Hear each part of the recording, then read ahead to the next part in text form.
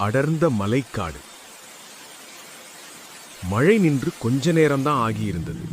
மரங்களில் இருந்து சொட்டும் தண்ணீர், காற்றில் காடு நாற்றம். டாக்டர் அர்ஜுன், உயிரியல் ஆராய்ச்சியாளர்.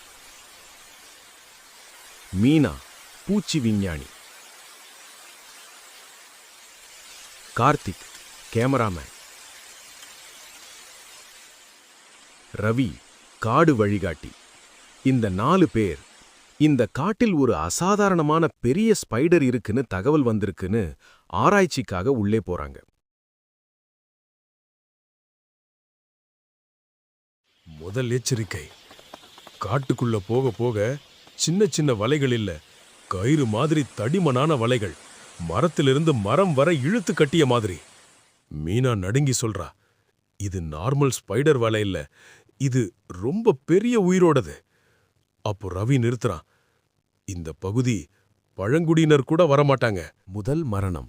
திடீர்னு கார்த்திக் கால்ல ஏதோ இழுக்குது.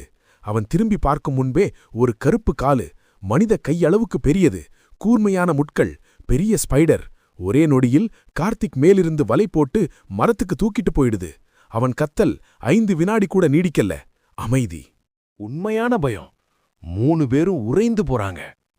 அர்ஜுன் மெதுவா சொல்றான், இது வேட்டையாடுது நம்ம ஒவ்வொருத்தரையும். மீனா சொல்றா, இது ராத்திரி மட்டுமில்ல, பகல் நேரத்திலையும் வேட்டையாடும் வகை. அப்போ மேலிருந்து 8 கண்கள் மின்னுது, உடம்பு ஒரு கார்போன அளவு, வாய்ப்பகுதியில விஷம் சொட்டுது. அந்த ஸ்பைடர் முழுசா வெளியில வருது. ஓடுங்க, நவி கத்துறான். 3 பேரும் வெவ்வேறு திசையில ஓடுறாங்க. வலைகள் கால்ல சிக்குது, மரங்கள் விழுது, காடு சத்தமா கத்துற மாதிரி இருக்கு. ஸ்பைடர் மேலிருந்து மேலே தாவி மீனா பக்கம் போகுது. அர்ஜுன் திரும்பி ஹேண்ட் ஃபிளேர் எடுத்து அதோட கண்களுக்குள்ள எறியறான். ஸ்பைடர் அலறி மரத்துக்கு பாயுது. கடைசி முடிவு.